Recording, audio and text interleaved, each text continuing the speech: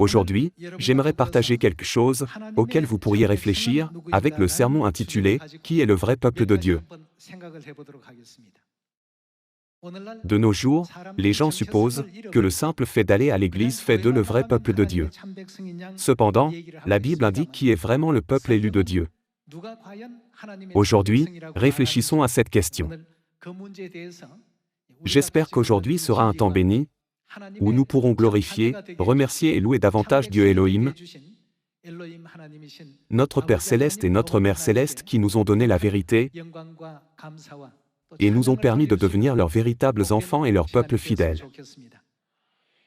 Qui est le vrai peuple de Dieu? Comment pouvons-nous le distinguer? Comment pouvons-nous déterminer que ces personnes sont bien le vrai peuple de Dieu et que d'autres ne le sont pas? Il y a longtemps, Salomon a reçu la visite de la reine de Séba. Ayant entendu parler de la sagesse de Salomon, la reine a décidé de le mettre à l'épreuve. Elle a placé une fleur naturelle à côté d'une fleur artificielle, qui lui ressemblait. Elle lui a ensuite demandé de déterminer laquelle était la fleur naturelle et laquelle était la fleur artificielle. Seriez-vous capable de trouver une réponse à une question aussi difficile? Il était assez difficile de répondre à la question que la reine de Séba avait posée. Deux fleurs identiques ont été placées dans chaque pot. Elle lui a ensuite demandé d'identifier la vraie fleur. Même avec une vue exceptionnelle, ce serait difficile à dire. Frères et sœurs, quelle méthode Salomon a-t-il utilisée à ce moment-là? Il n'a pas simplement dit « c'est sûrement celle-ci » ou « c'est sûrement celle-là » en les regardant. Au lieu de cela, il a choisi l'approche la plus scientifique et la plus logique. Il a ordonné aux serviteurs à côté de lui d'attraper des abeilles et des papillons. Les serviteurs ont rapidement ramassé des abeilles et des papillons et les lui ont rapportés. Puis, il leur a dit de placer les abeilles et les papillons là où se trouvaient les fleurs. Où pensez-vous que les abeilles et les papillons se rassembleraient? Ils se rassembleraient tous autour de la fleur naturelle. Ils se sont en effet rassemblés autour de la vraie fleur. Une fausse fleur a beau ressembler à une fleur naturelle, elle n'a pas de parfum. La fausse fleur n'attirait ni les abeilles, ni les papillons. En voyant où les abeilles et les papillons se rassemblaient, Salomon, assis à distance sur son trône, a dit « Celle-ci est une vraie fleur, tandis que celle-là est une fausse. » La reine de Séba a été impressionnée en pensant « La sagesse de Salomon est vraiment extraordinaire, comme je l'avais entendu dire. » Elle avait apporté ce qu'elle pensait être un problème difficile, mais il l'a résolu avec une facilité remarquable. Aujourd'hui, les enfants de Dieu qui sont Salomon spirituels se sont réunis ici. Vous tous ici êtes Salomon. Pouvez-vous distinguer le vrai peuple de Dieu du faux peuple? Si cette question vous était posée, seriez-vous capable de discerner la réponse avec une sagesse semblable à celle de Salomon? Notre évangile est maintenant prêché dans le monde entier, en Asie, en Afrique, en Océanie, en Europe, en Amérique du Nord et en Amérique du Sud. Cependant, nous devons nous rappeler que Dieu a promis le salut seulement à son vrai peuple, non aux enfants des ténèbres.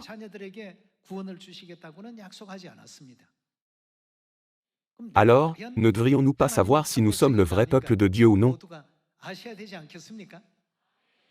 Si on vous posait cette question, comment distingueriez-vous le vrai peuple du faux peuple? Tout le monde ici aujourd'hui est comme Salomon.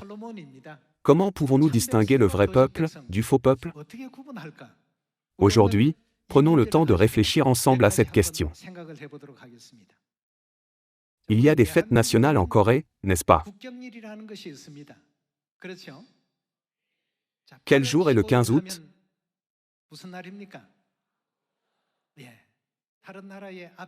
C'est la journée nationale de la libération, où la Corée a été libérée après avoir été opprimée par un autre pays. Mais qu'en est-il dans les autres pays? Quelle est la signification du 15 août au Népal? Les membres disent qu'il n'a pas de signification au Népal. C'est une fête nationale en République de Corée. Au Népal, ce jour n'a aucune signification. Qu'en est-il aux États-Unis? Les membres disent non. Aux États-Unis aussi, ce jour n'a aucune signification. Alors, qu'en est-il du 1er mars? En Corée, c'est le jour du mouvement d'indépendance. Le 1er mars est un jour très significatif où les gens se sont levés et ont crié pour l'indépendance de la Corée quand ils étaient opprimés par un autre pays.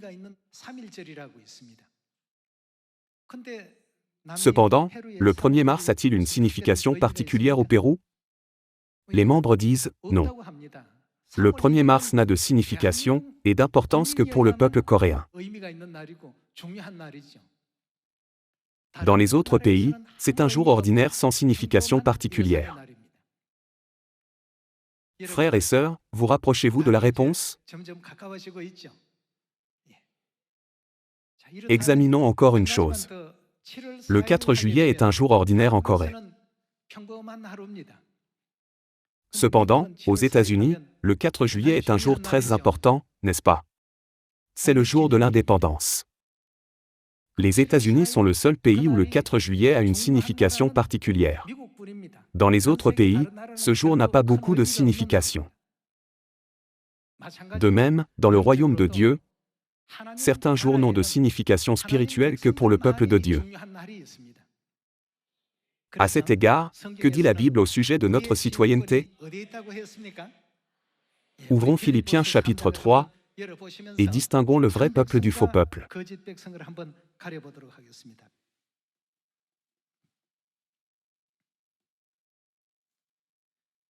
Voyons Philippiens chapitre 3, versets 18 à 20.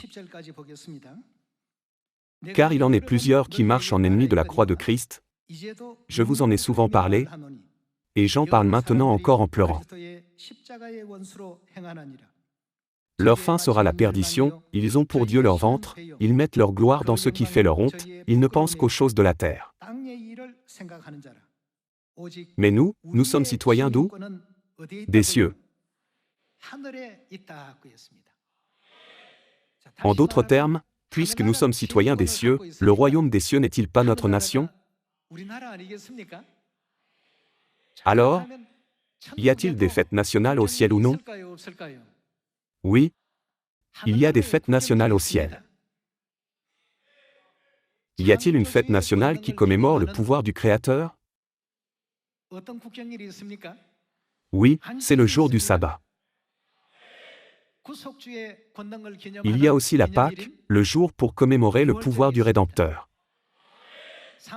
Il y a aussi les 7 fêtes des 3 temps, mais examinons d'abord 2 d'entre elles. Le jour du sabbat, qui commémore le pouvoir du Créateur, et la Pâque, qui commémore le pouvoir du Rédempteur. Pour les citoyens célestes du royaume de Dieu, ces jours sont extrêmement importants, n'est-ce pas? Cependant, pour les gens d'autres nations, ces jours ne sont pas significatifs. C'est pourquoi nous avons beau présenter la Pâque, les gens disent souvent, il n'est pas nécessaire de célébrer la Pâque, puisqu'elle a été abolie. C'est parce que ce n'est pas une fête nationale dans leur pays. D'après Philippiens chapitre 3, verset 20, où est notre citoyenneté? Pour le vrai peuple de Dieu qui a la citoyenneté céleste, il y a les fêtes nationales appelées le jour du sabbat, qui commémore le pouvoir du Créateur, et la Pâque, qui commémore le pouvoir du Rédempteur. Seuls ceux qui célèbrent ces fêtes appartiennent à ce royaume. De nombreux membres étrangers sont maintenant ici. Si le 4 juillet est une fête nationale importante pour vous, veuillez lever la main. D'où viennent ces membres? Oui, ils viennent des États-Unis. Maintenant, pour ceux qui considèrent le 15 août comme fête nationale, veuillez lever la main. Ne pouvez-vous pas dire tout de suite de qui il s'agit? Vous pouvez facilement comprendre leur nationalité. Le premier groupe n'a-t-il pas la citoyenneté américaine, et le second la citoyenneté coréenne? Alors, qui sont ceux qui ont la citoyenneté céleste? Ceux qui observent le jour du sabbat pour commémorer le pouvoir du Créateur, et qui célèbrent la Pâque pour commémorer le pouvoir du Rédempteur comme fête nationale. Où est la citoyenneté de ces gens? Leur citoyenneté est aux cieux. Qu'en est-il de ceux qui n'observent pas ces jours? Ils ne sont pas le peuple céleste. Ce sont les critères que Jésus a utilisés pour distinguer le vrai peuple du faux peuple. Comme le roi Salomon a utilisé des abeilles et des papillons pour distinguer une vraie fleur d'une fleur artificielle, Dieu utilise une méthode remarquable pour séparer le vrai peuple du faux peuple. Il dira au faux peuple, « Je ne vous ai jamais connu, retirez-vous de moi. » Examinons cette scène dans Matthieu chapitre 7. Voyons Matthieu chapitre 7, verset 21.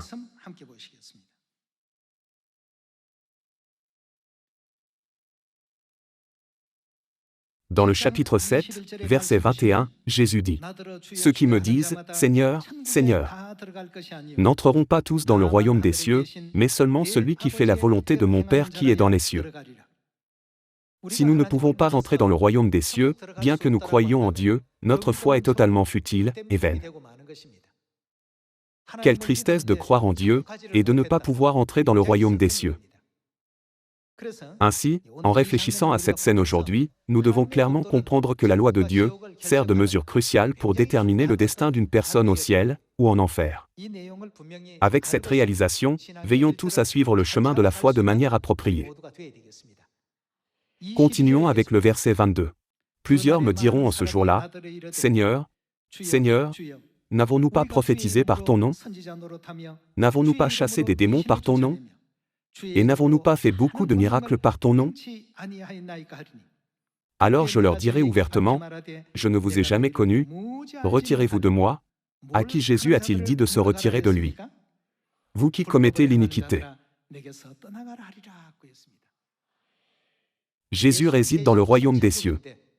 Par conséquent, quand nous le voyons chasser les gens en disant « Retirez-vous de moi », nous pouvons réaliser que ceux qui commettent l'iniquité finiront dans les flammes de l'enfer. L'Évangile selon Matthieu chapitre 7 nous rappelle une fois de plus que ces gens seront jetés dans la fournaise éternelle de l'enfer. Alors, si ceux qui commettent l'iniquité iront finalement en enfer, ou iront ceux qui suivent la loi de Dieu? En tenant compte de toutes ces questions, nous ne devons jamais négliger la loi de Dieu. Jésus discernera son peuple parmi de nombreuses personnes. Comme le roi Salomon a utilisé des abeilles et des papillons vivants pour distinguer une vraie fleur d'une fausse fleur, Dieu discernera le vrai peuple du faux peuple avec la loi de la vie de Dieu.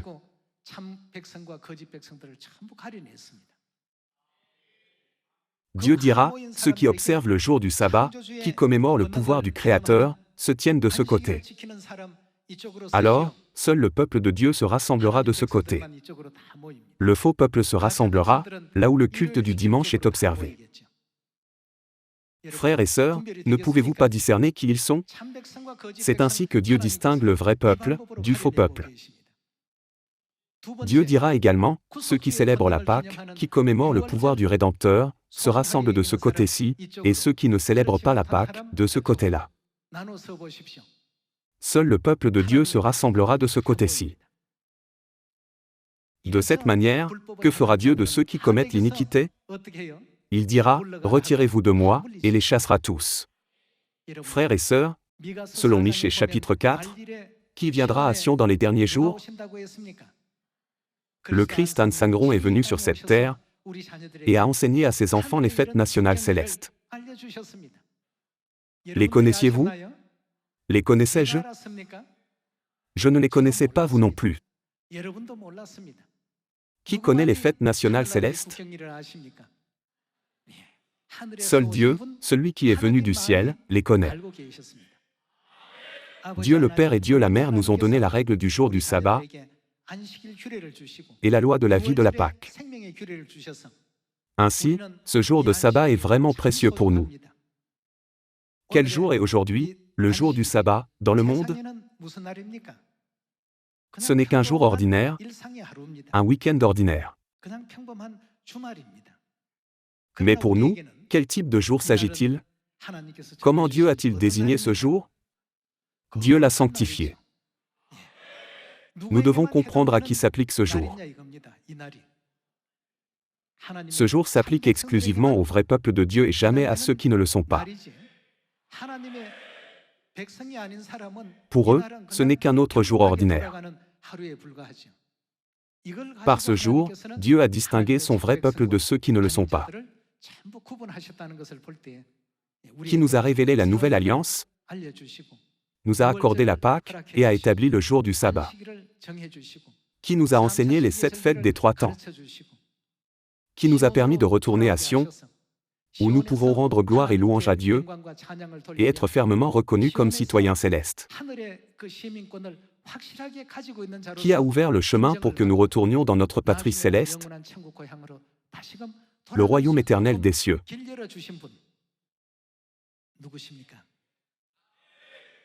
Ne sont-ils pas notre Dieu le Père et notre Dieu la Mère? Ainsi, aujourd'hui est vraiment un jour joyeux pour nous. Nous devons fermement croire que toutes ces fêtes que Dieu nous a accordées et toutes ces ordonnances servent d'assurance très significative du fait que nous sommes le peuple du royaume éternel des cieux. Ouvrons Exode chapitre 31.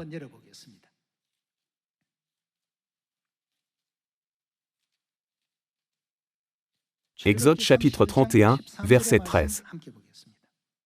Dans le chapitre 31, verset 13, Dieu dit: « Parle aux enfants d'Israël, et dis-leur, vous ne manquerez pas d'observer mes sabbats. » Le sabbat appartient à Dieu. C'est un jour extrêmement important, marqué du sceau de Dieu comme étant sa propriété. Vous ne manquerez pas d'observer mes sabbats, car ce sera entre moi et vous, et parmi vos descendants, qu'est-ce que ce sera? Un signe. Ce sera un signe par lequel Dieu prouvera, je suis votre Dieu, et vous êtes mon peuple. En d'autres termes, Dieu veut dire, le sabbat est la preuve que vous êtes mon peuple, auquel on connaîtra que je suis l'Éternel qui vous sanctifie. Verset 14. Vous observerez le sabbat, car il sera quel est ce jour entre Dieu et nous? Pour vous une chose sainte. Celui qui le profanera sera puni de mort, celui qui fera quelque ouvrage ce jour-là sera retranché du milieu de son peuple. C'est dire l'importance que Dieu accorde au jour du sabbat. Dieu l'a établi comme quelque chose de vraiment remarquable. Si quelqu'un affirme « le jour du sabbat est insignifiant », malgré la parole de Dieu, nous pouvons facilement comprendre qu'il ne possède pas la citoyenneté du royaume de Dieu. Continuons avec les versets 15 à 17. On travaillera 6 jours, mais le 7e jour est le sabbat, le jour du repos, consacré à l'Éternel. Celui qui fera quelque ouvrage le jour du sabbat sera puni de mort. Les enfants d'Israël observeront le sabbat, en le célébrant, eux et leurs descendants, comme une alliance perpétuelle. Ce sera, qu'est-ce que ce sera? Entre moi et les enfants d'Israël un signe qui devra durer à perpétuité, car en 6 jours l'Éternel a fait les cieux et la terre, et le 7e jour il a cessé son œuvre, et il s'est reposé. Quant au jour du sabbat, qui commémore le pouvoir du Créateur, comment les citoyens célestes doivent-ils traiter ce jour commémoratif? Ce n'est pas une obligation pour les autres, mais pour ceux qui ont la citoyenneté céleste. Qu'est-ce que Dieu a donné comme 4e commandement parmi les 10 commandements? Souviens-toi du jour du sabbat, pour le sanctifier. Confirmons la loi du jour du sabbat que Dieu nous a accordée. Exode chapitre 20. Dans Exode chapitre 20, verset 8, Dieu a dit: « Souviens-toi du jour du repos, pour faire quoi? Pour le sanctifier. » Qui a prononcé ces paroles? C'est la loi sainte de Dieu accordée par Dieu lui-même. Examinons le fait que c'est bien la loi de Dieu, en lisant le verset ci-dessus. Chapitre 20, verset 1. Alors Dieu prononça toutes ces paroles, en disant, « Je suis l'Éternel, ton Dieu, qui t'ai fait sortir du pays d'Égypte, de la maison de servitude. » Dieu a proclamé que ce sont ses paroles mêmes, et a donné ses commandements un par un. Tu n'auras pas d'autre Dieu devant ma face. Tu n'adoreras point d'idole. Tu ne prendras point le nom de Dieu en vain. Souviens-toi du jour du sabbat, pour le sanctifier. Le reste continue. Ces commandements ne s'appliquent pas à n'importe qui. C'est un enseignement très important qui s'applique au peuple céleste. Alors, confirmons les bénédictions de la loi du jour du sabbat, que Dieu nous a accordées en allant à Ésaïe chapitre 56. Voyons Ésaïe chapitre 56, verset 1.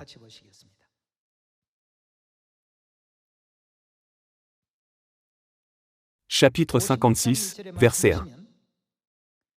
Ainsi parle l'Éternel, observez ce qui est droit, et pratiquez ce qui est juste, car mon salut ne tardera pas à venir, et ma justice à se manifester. Heureux l'homme qui fait cela, et le Fils de l'homme qui y demeure ferme, gardant le sabbat, pour faire quoi? Pour ne point le profaner, et veillant sur sa main, pour ne commettre aucun mal. D'après Psaume chapitre 133, quelle bénédiction Dieu nous a-t-il envoyée? Dieu nous a envoyé la bénédiction de la vie éternelle. Finalement, l'observation du jour du sabbat est une étape qui nous rapproche de la vie éternelle. Heureux l'homme qui fait cela, et le Fils de l'homme qui y demeure ferme, gardant le sabbat, pour ne point le profaner, et veillant sur sa main, pour ne commettre aucun mal. De cette manière, Dieu a clairement déclaré sa volonté et nous l'a fait connaître. Voyons le verset 4. Car ainsi parle l'Éternel, c'est la parole de Dieu, aux eunuques qui garderont mes sabbats, qui choisiront ce qui m'est agréable, et qui persévéreront dans mon alliance. Dieu a utilisé cette expression. C'est pourquoi le jour du sabbat, que nous observons aujourd'hui, est si précieux et important. La raison pour laquelle ce culte est si précieux et si important pour nous est liée à ce que nous sommes. Nous sommes le vrai peuple de Dieu, qui a la citoyenneté céleste. C'est pourquoi ce jour de sabbat nous est exceptionnellement précieux et cher. Il en est de même pour la Pâque. La Pâque est le jour qui commémore le pouvoir du Rédempteur. Dieu ne nous a-t-il pas ordonné à plusieurs reprises de ne jamais oublier ce jour et de le commémorer pour nos descendants? Ouvrons Exode chapitre 12.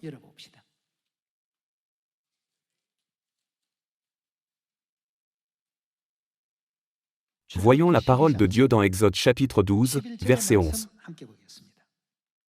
Quand vous le mangerez, vous aurez vos reins sains, vos souliers aux pieds, et votre bâton à la main, et vous le mangerez à la hâte. C'est la Pâque de l'Éternel. Verset 12. Cette nuit-là, je passerai dans le pays d'Égypte, et je frapperai tous les premiers-nés du pays d'Égypte, depuis les hommes jusqu'aux animaux, et j'exercerai des jugements contre tous les dieux de l'Égypte. Je suis l'Éternel. Le sang vous servira de quoi? De signe sur les maisons où vous serez, je verrai le sang, et je passerai par-dessus vous, et il n'y aura point de plaie qui vous détruise, quand je frapperai le pays d'Égypte. Vous conserverez le souvenir de quoi? De ce jour, et vous le célébrerez par une fête en l'honneur de l'Éternel, vous le célébrerez comme une loi perpétuelle pour vos descendants.